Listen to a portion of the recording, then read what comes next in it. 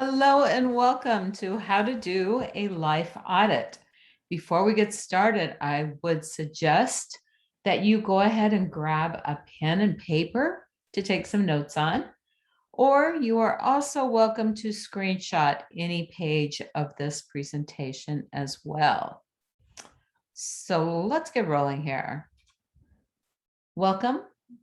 My name is Kerri Wade. If we've not met yet, one thing I want you to know about me is that I absolutely love supporting people who are motivated to improve their lives.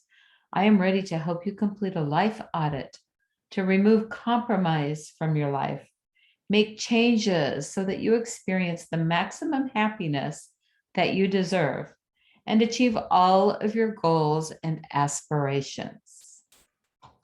So, what is a life audit?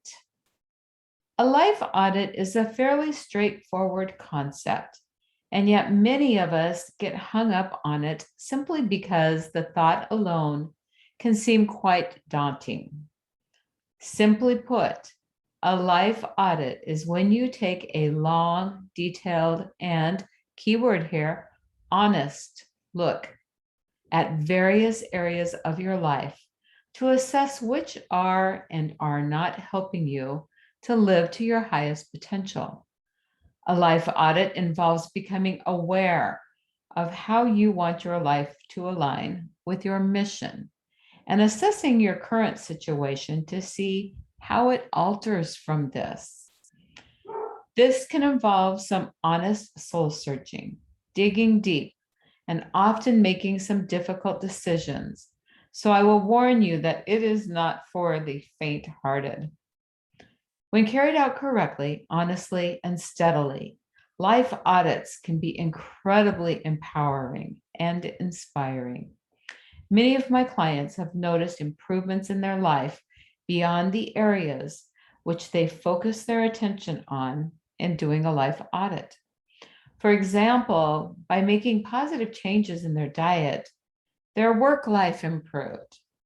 Making a change in your relationship can also improve your environment. It can be quite powerful. So today I'm going to be discussing areas where you might need to make some changes in your life to align with your goals and your mission. I will also discuss ways for you to implement changes easily and what to look for as signs and signals in your outer environment that may indicate something might not be quite right in your inner environment. So let's get going. What is my mission? So before we go any further, I will stress that doing a life audit without a clear goal or idea regarding how you want your life to align will not be effective. In order to make an effective life audit and truly maximize your chances of achieving happiness and purpose, you must first have a clear idea of how you want your life to appear and to feel afterwards. Feeling is a really important component of this. Some people call it a mission, some people a vocation, others a calling. No matter what word you would like to use to describe it, it all comes down to the sense of purpose, fulfillment, and achievement that we receive from integrating and balancing our work with our personal lives and our personal goals. It might be that you see yourself cultivating a healthier lifestyle. That's great, but what does it entail? Vaguely labeling what you want greatly decreases your chances of achieving your goal. To succeed, you must dig deeper, examine your wishes, be critical and detailed in your approach to how you create your plan of action. A personal mission statement will help you articulate your values and your beliefs, determine your personal definition of success, and share your talents with the world. It will generate a sense of clarity and focus around what it is that you are trying to achieve by doing a life audit. The crucial thing to note here is that everybody's mission statement will be different, no matter what field of work you are in, what your personal life looks like, or what your goals are.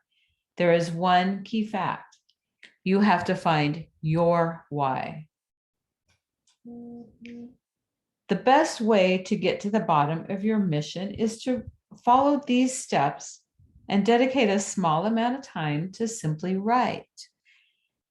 Now, as you're watching this, if you want to stop and pause along the way to make these notes, please feel free. That's how I would do it. So let's talk about how to make a mission statement.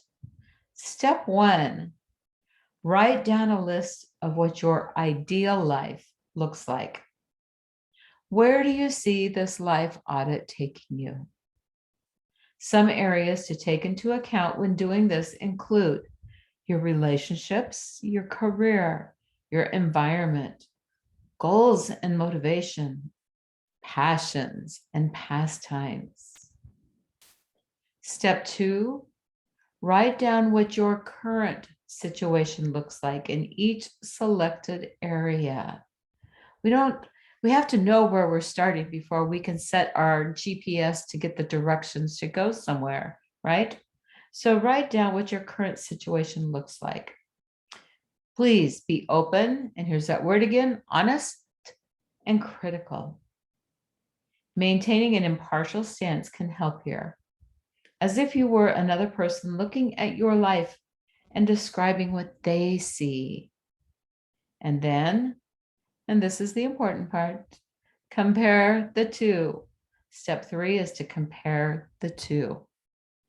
So this is a powerful exercise to clearly show you which areas of your life you need to focus on and where the biggest changes need to be made.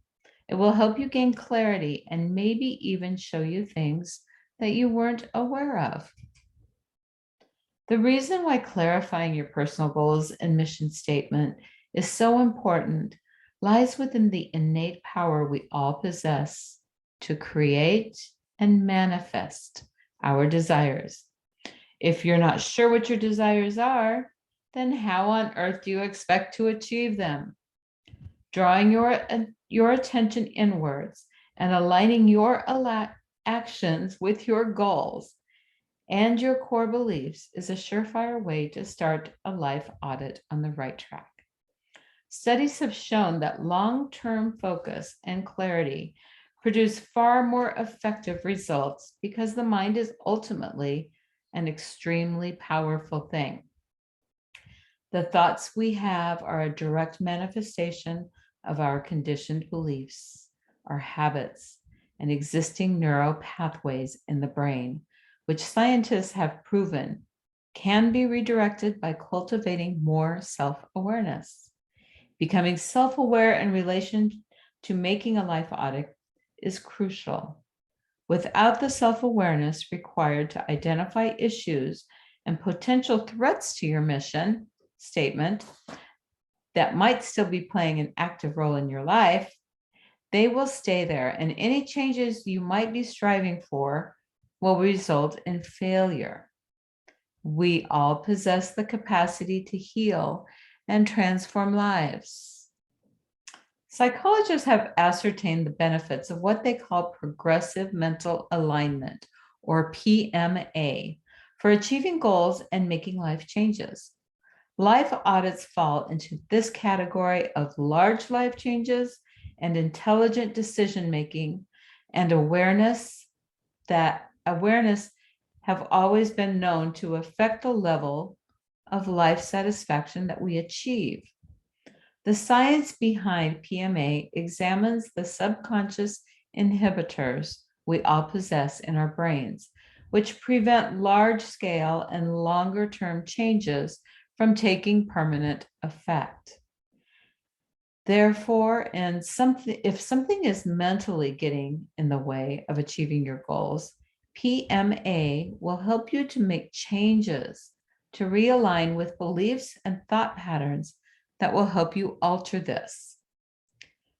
Progressing in alignment with your clear mental and emotional goals is far more beneficial than progressing blindly simply because you feel that you should be.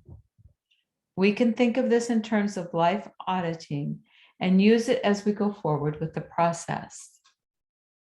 Before embarking on any big decision or change, core values must be clarified. It's important to clarify core values in order to ensure that any change or decision made is in alignment with your core values to maximize your success. Core values are the fundamental beliefs by which we live our lives. They dictate our behaviors, decisions, and actions. And whether consciously or unconsciously, they are, in essence, our understanding of the difference between what is right and what is wrong. In order to audit your life to a more positive place of authenticity and personal fulfillment, it is crucial to identify core values. No positive change in your life will be lasting if it does not align with your core values. I would like you to now think of 3 people in your life who have influenced the way you see the world. This can be your starting point for identifying some core values. So just take a moment now to jot them down. And again, feel free to pause if you need to. When we don't honor our core values, our mental, physical, emotional, and spiritual state is where we experience discomfort. Sometimes this can be obvious, such as the uncomfortable feeling of knowing some information about a friend's cheating partner. That is an obvious state of unease, which stems from an act that we perceive as negative, and it might suggest that honesty and integrity are high on your list of core values.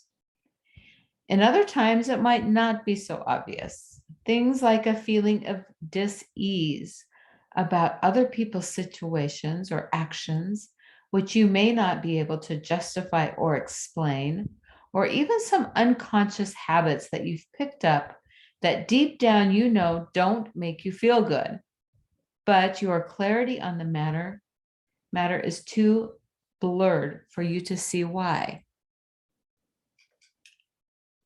So here are some examples of core values.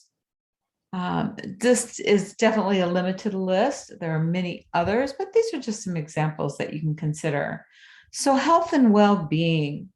When your health and well-being is at the core of your personal values, you're more likely to make healthier decisions regarding food, drink, exercise, mental stimulation, downtime, and overall physical and mental health. Family and relationships. People who value family over other aspects of their lives are likely to thrive best in a positive home environment and make decisions based around how they view their family and how their personal life will be impacted. Creativity. If you are a creative person, then your art will undoubtedly inhabit an important place among your day-to-day pursuits. Cultivating creativity and finding new ways to express yourself will rank highly on your agenda. Teamwork. This is one of mine. In a business or work environment, having a core value that places the importance of teamwork above other aspects of the work environment will mean that the way that you choose to conduct your business will revolve around the people and the team that you surround yourself with. So the next step is to write your list of core values. Don't compare yourself to anyone else. I invite you to turn inward and do the work. Get into your heart space. Take the mind out of it. Take the ego out. Tune into your heart and write your list of core values. If you would like a list of some sample core values, I will put a link down below this video that you can pull up and print out or save on your computer. So be sure to not compare yourself with anyone else. Sometimes we have this idea of what we think others want us to value. This is about you. So this is solely looking into yourself to determine these things. Next, we're going to talk about how to identify our wants from our needs.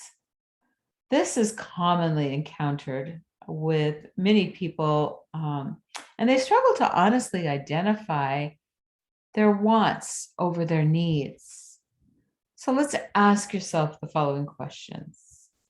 What do I need to be happy?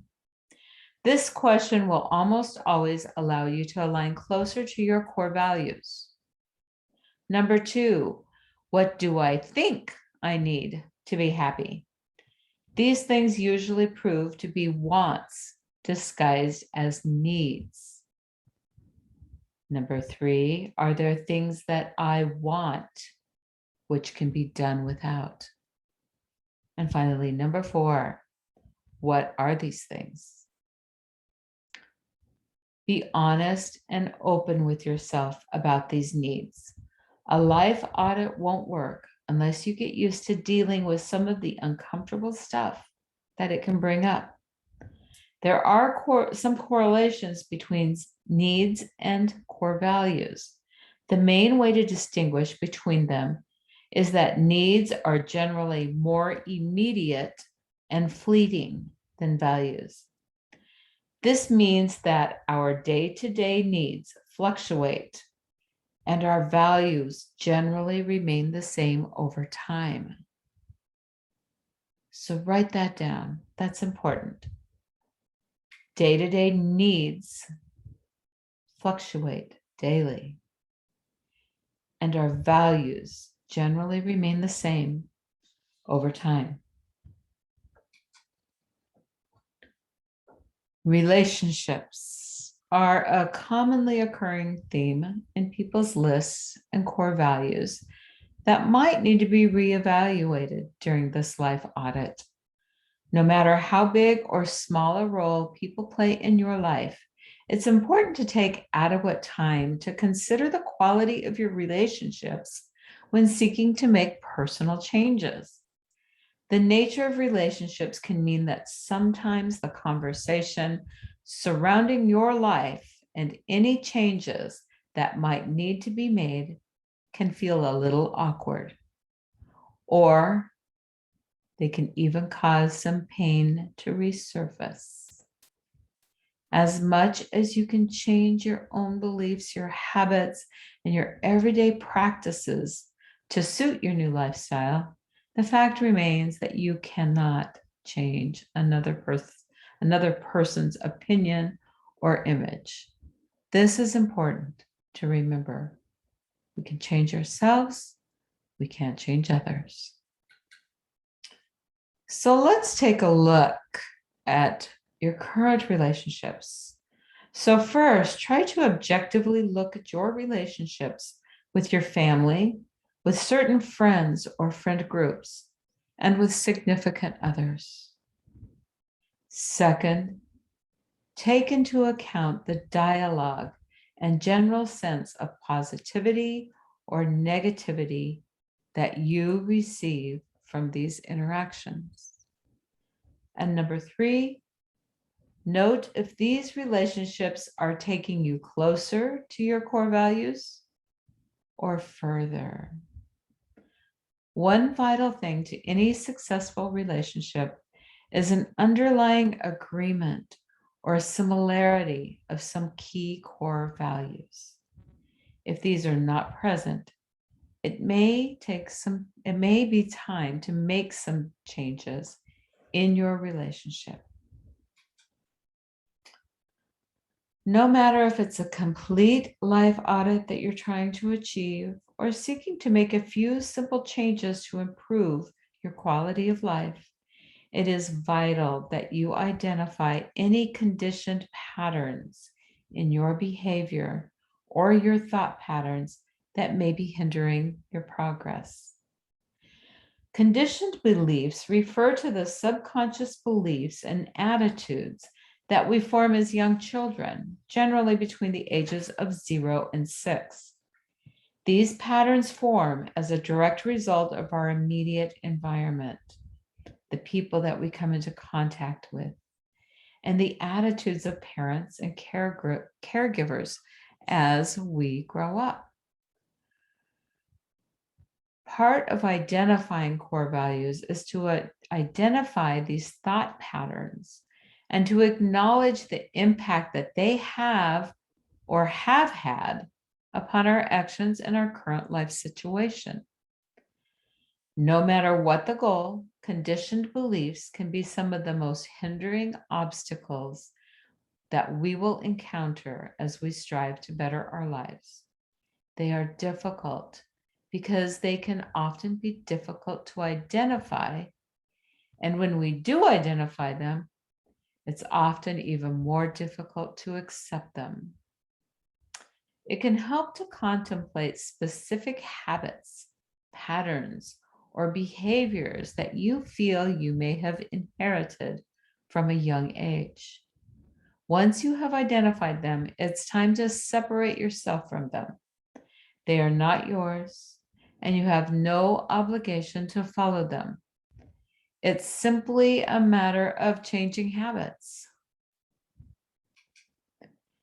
Another important element of our daily lives, which impacts our mental and our physical health more than we may realize, is our environment. Things like the place you live, the place you sleep in, and even the quality of the light, the air, and the sound in these places can influence your perception of life. During your life auditing, think about how these various elements of your current living environment might be impacting the problems that you've identified as a key to beginning the process of changing them. Ask yourself these questions. Is your house cluttered? Science has proven that cluttered and messy living spaces actually significantly affect our happiness, our clarity, and our anxiety levels. Is your home environment bright or dark? Is it large or small?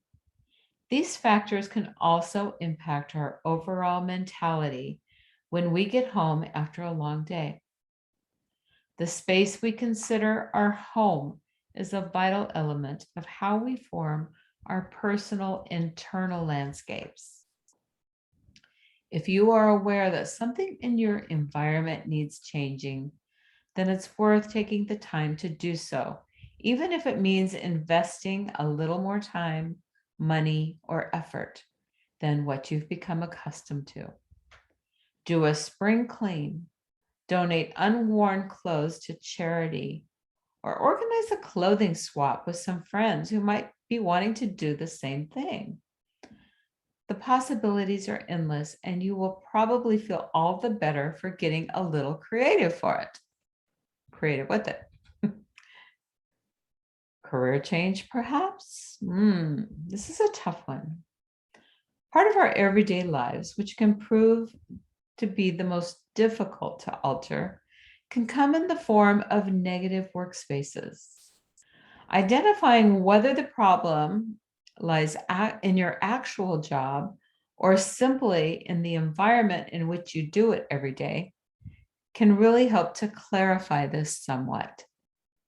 If you've identified your career as an area which causes needless stress and anxiety for you, and not just the space in which you work every day, then challenge yourself to tackle these issues head on by analyzing the potential for change. Do you have to stay in the office? Can you work from home? Is it possible to find a new position in a similar field? Do you have the resources or the desire to upskill and change directions completely? Remember that career changes do not mean that you have failed.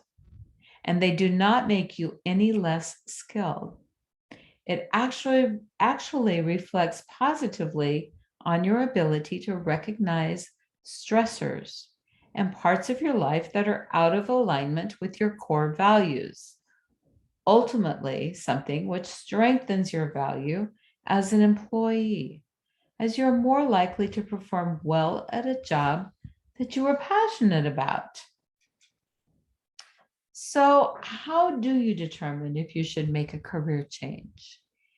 Even with these facts and situations, it's normal to have some doubts about uprooting everything that you have worked hard for. Trust me, I get this. Asking yourself questions like these can help if you're still a little uncertain about the job versus work environment issues. So think about these things. Number one, does my current job align with my core values and allow me to feel a true sense of fulfillment? Number two, does my current workspace cause me stress and anxiety just by thinking about it? Number three is, how can I make changes to rectify this? Number four, am I using my passions and my hobbies in my work? And number five, could I orchestrate a way to integrate them into my work life?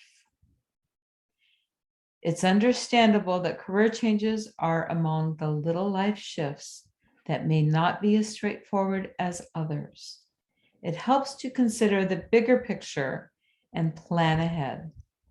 If it feels overwhelming, searching courses or paths of generating income that align with your core values and your passions is a great place to start. One really important thing to note is, write this down, please. Don't close yourself off to possibilities. If the career question is still causing you stress, try relaxing into the possibility that you could really do anything. Don't close yourself off to possibilities. Ask the age-old question of yourself. What would I do if money wasn't an issue or an obstacle? What would I do if money wasn't an issue? Believe yourself capable of starting and achieving anything, and more than likely, you will succeed. The bottom line here is that getting honest with ourselves about our current situations and our work environment is the first step to making any changes. As well as aligning with core beliefs, values, and passions, it's vital when making a life audit that you prioritize positive physical and mental health practices during and after your audit. After all, without health and well-being, any life changes and experiences will seem less vibrant than they could be if we aren't experiencing them with the full bill of full bill of mental and physical health. Something that helps us is to consider all of the things that you could be achieving and all of the creativity, the passion, and mental energy you could be putting forward in achieving your goals if only your mind and your body were clear and balanced enough to let the energy flow that way. You might find that if health and well-being are high up on your list of core values and you aren't heeding this, your mind and body may be exposed to habits and things that negatively impact them. Deciding on a course of action to rectify this will be key to your life audit. The good news is that almost all life audits involve improving some area of health and well-being that are currently not being attended to. As you're going through the typical areas of your life audit, ask yourself, how each one makes you feel, and how it impacts your mental and your physical health. It should be a big factor in many of your decisions. Meditation, my favorite thing. Meditation's not a new phenomenon. In fact, the fascinating thing about it is that it is centuries old. And it is a method of quieting your mind. Notice I didn't say turning off your thoughts. That's not true. Quieting the mind, letting it become background noise, and tuning in to the emotions and the present moment, turning inward and looking within ourselves. Sometimes meditation might lead us to realize that we should make a life audit. Some people may only begin meditation as a means of making some changes. And many of us start meditating with the intent of solving some mental chatter that writing lists and journaling and planning just won't stop. A life audit is designed to increase your overall sense of self-aware happiness and well-being. And meditation fits nicely into this equation. It's all connected. It's not uncommon to find that a large portion of your life audit revolves around increasing your fitness level or optimizing your health. Know that there's very little that won't be affected by improving this area of your life. And here's how to make it work for you. First of all, make fitness a priority, but don't get too obsessed. You might find that you go through phases of being dedicated to a fitness plan and then fall off the bandwagon once in a while. It's okay. It is normal. Number 2 is to set small, achievable fitness goals. To combat the periodic spurts of fitness focus, set yourself small, achievable goals. Chances are you are going to need your energy to spend somewhere else in your life audit quest. So it wouldn't do to have too much of this energy gone in one place. 10 to 15 minutes a day of whatever activity brings you joy and is aligned with your lifestyle goals and your circumstances will give you much more happiness and satisfaction than pushing yourself in an unhealthy activity and environment that you feel anxious just thinking about. If you haven't already set out to maximize your fitness and your health as part of your life audit, I'd strongly recommend taking it into consideration. It doesn't have to be a huge change. Just know that becoming a little more aware of how to move your body and what you take in will ultimately increase your chances of changing your life. And it will also boost the effects of the changes that you made. Oh, I'll bet there are a couple of you watching right now who just felt a little bit of anxiety when you saw this slide. So just stick with me here. In our modern age of digital obsession, it can be difficult to see the true impact that our online hours are having on our happiness. If you are among the 2.56 billion people who use social media, then it's highly likely that you've encountered the addictive and damaging nature of being constantly online that impacts our anxiety today. There's no hiding it. Our online life has now become almost synonymous with our day-to-day lives, with couples staring at screens together rather than looking at each other. Kids stuck inside playing videos and online games rather than playing outside and moving their bodies. Perhaps you've noticed in a restaurant, nice restaurants even, where it's not cheap to take a family, entire families sitting around the table, all of them glued to their iPhones, their cell phones, their social media. It's the very image of getting stuck in a non-existent reality that plays into our lives, needing a reboot. And perhaps even has to do with why you are listening to this presentation right now. In fact, doing a digital detox has been linked to such things as increased productivity, increased positivity, better, more regulated sleep, and improved relationships. Therefore, it's definitely something that you should consider when taking the initiative to do a life audit. So there are many ways to do a digital detox, and yet be aware that they may not all fit into your new life audit plan. For instance, if you work online or you use social media as part of your business or marketing strategies, it can be difficult to avoid the necessity of online hours. Here is where I invite you to try something.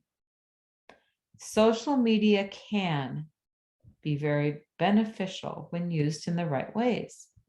In order to determine how best to fit social media into your new life plan, it's helpful to assess why, when, and how you use it. So consider these questions. Do you check your phone, your cell phone, first thing in the morning? Do you find yourself mindlessly scrolling social media with no agenda whatsoever? Are there certain people you only contact through social media?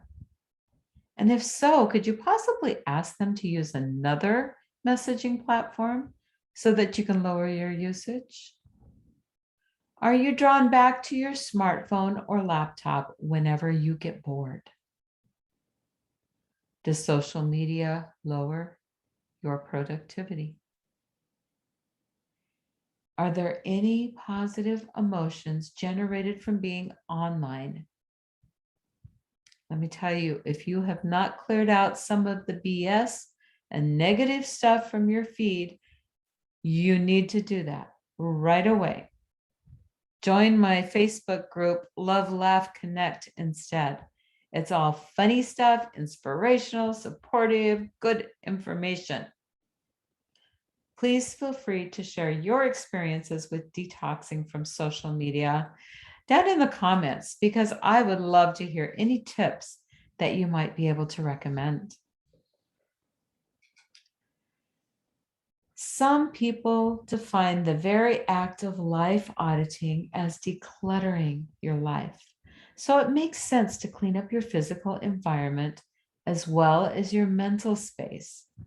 We talked a little bit about this when exploring our environment, but we're going to go a little deeper here. If your home and everyday surroundings are messy, cluttered, and strewn with possessions, items, and clothes that you don't regularly use, then it might be time to do a literal clear out and throw away the skin of previous lives and selves that you don't need around. Write that down and think of this as throwing away the skin of previous lives and selves that you don't need around. It makes sense when you think about it. The more stuff that's hanging around, the more likely you are to go back and try it on. Removing the temptation of this from your life and decluttering your space is a really effective way to start a life audit. So some of you aren't going to like these tips. Some of you will love them. Number one, be brutal. Is it something you will not wear in the next 6 months? Sorry for the typo there. Unless it's a seasonal item, get rid of it. Then do another cleanse next season. Is it something you might wear on a special occasion, but have no occasions coming in the months to come? Get rid of it. This also goes for the things that you are saving, like the good dishes, the good bath towels, the good tablecloth. Oh, for God's sakes, either use it or get rid of it. Simplify. Is it something you haven't used in the past 6 months? Get rid of it. Is it something that has sentimental value or specific memories associated with it, but isn't really useful or practical? Get rid of it. This can be a super challenging one. I understand. But unless the value is irreplaceable, consider parting ways with it.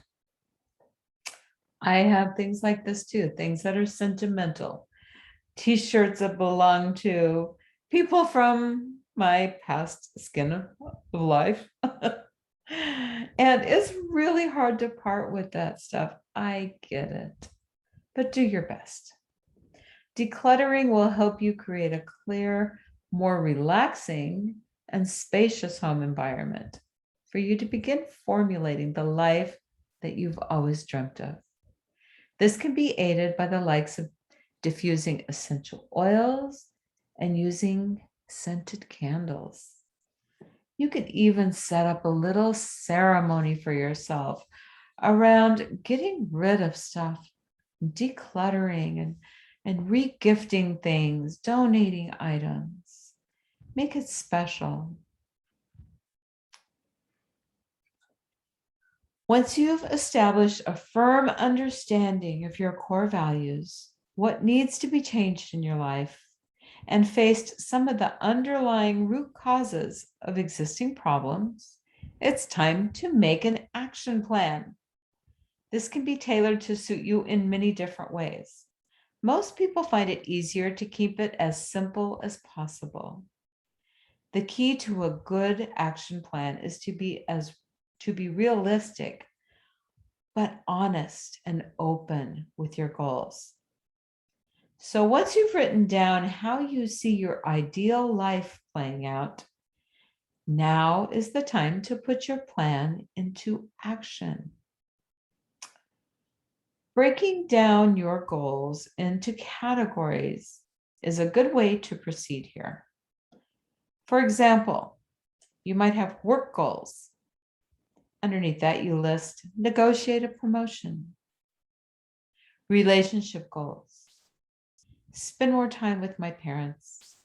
Meet up with friends more during the day instead of nights out. Health goals. Spend 1 hour being physically active 3 times a week. And yes, I do count shopping as being physically active. So run with it.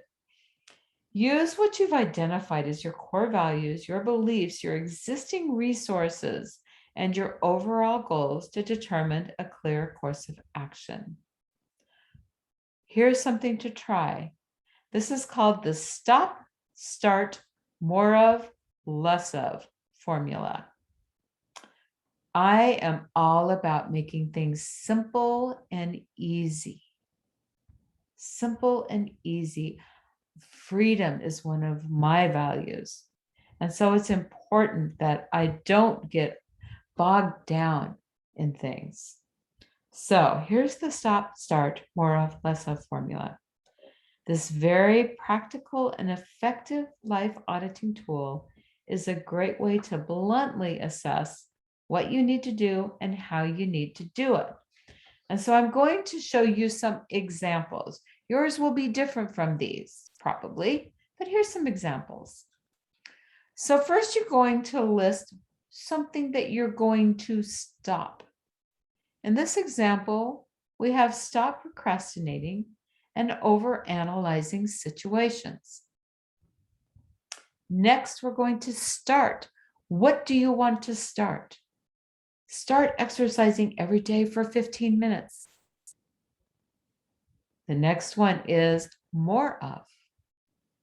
What do you want more of? This example is more time for loved ones. And then finally, less of. What do you want less of? In this example, spending less time eating out. This basic life audit plan is simple, structured to the point, and easy to follow. It doesn't quite get to the root of existing problems, but that's why this action plan is undertaken after you do your core values and the underlying truths have already been established. It comes down to the simple task of making small changes every single day and aligning your decisions to meet your mission, your values. In the comments section, I will be posting a Word document that contains several links to information that I gathered for this workshop, just in case you would like to explore some of these resources more deeply. If there's something that really called out to you during this, you may find a link for more information on that. There are so many ways that you can start on the path of auditing your life today. And it ultimately is a very personal path that only you can clearly define. What works for one person may not work for another. It's important to remain self-aware and able to honestly identify issues when they arise in your life. So here are a few last minute tips. Be consistent. If you plan on achieving change, you must consistently, sorry about the typo, oh no, it's right there. You must consistently follow through on these plans. This means not skipping over elements of your action plan or half-heartedly completing part of what you want to achieve. Be honest. Being honest and open with yourself about what it is that you want to achieve, the practical resources available to you to do so, and the belief and the drive that you wish to cultivate is crucial if you are going to see any lasting change. Don't lose heart. If something goes wrong, and it will, it's vital that you don't give up hope. Merely use this setback as a means to propel you forward and keep striving towards the goals that you know that you are capable of achieving. Be self-aware and self-motivating.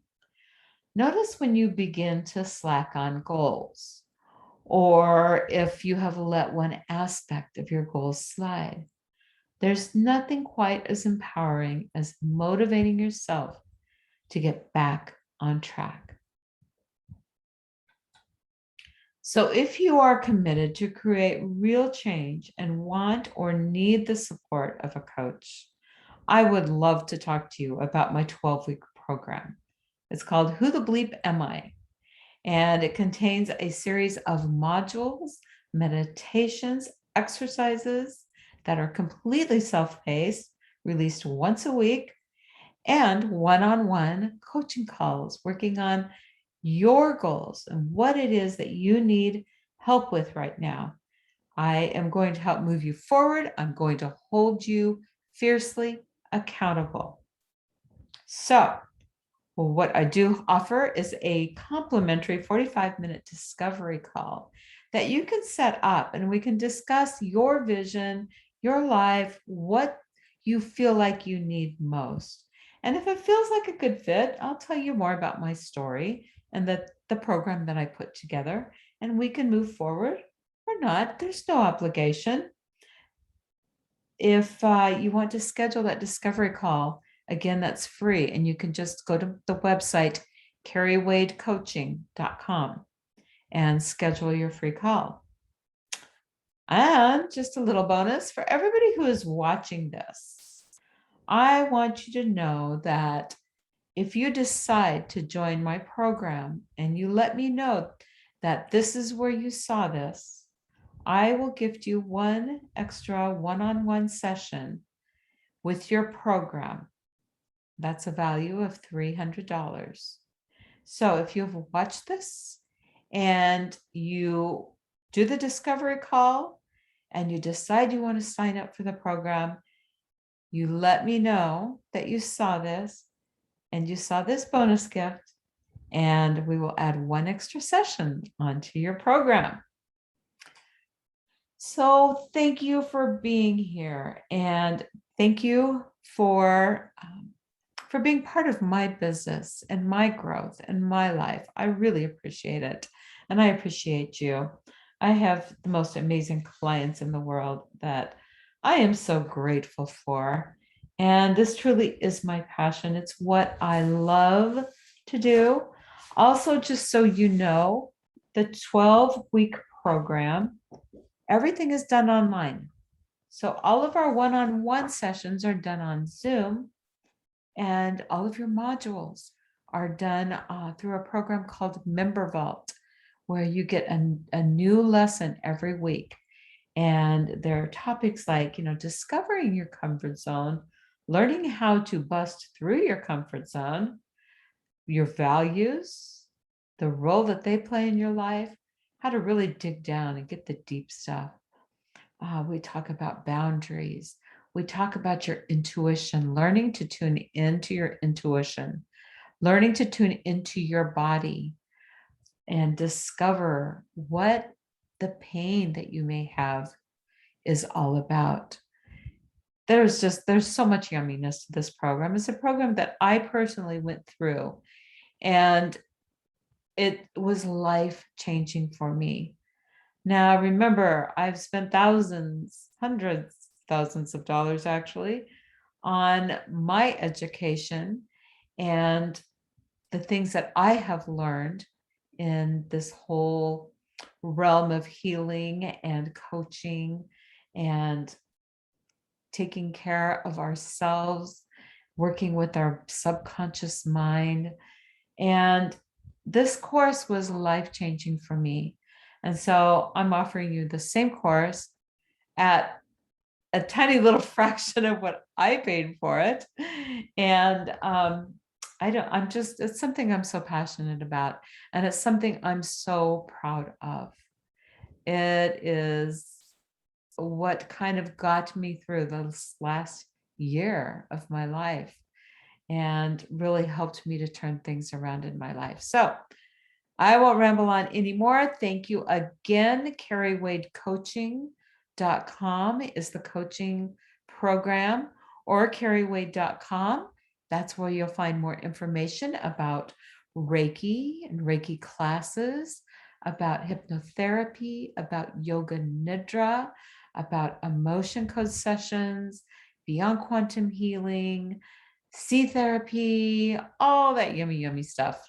And almost all of the sessions that I offer can be done online or in person. Some things I only do online, and but everything that's offered in person can also be done online. So I look forward to talking to you soon. Any comments you want to make, I will get back with you as soon as possible, and you're always welcome to direct message me. So thank you.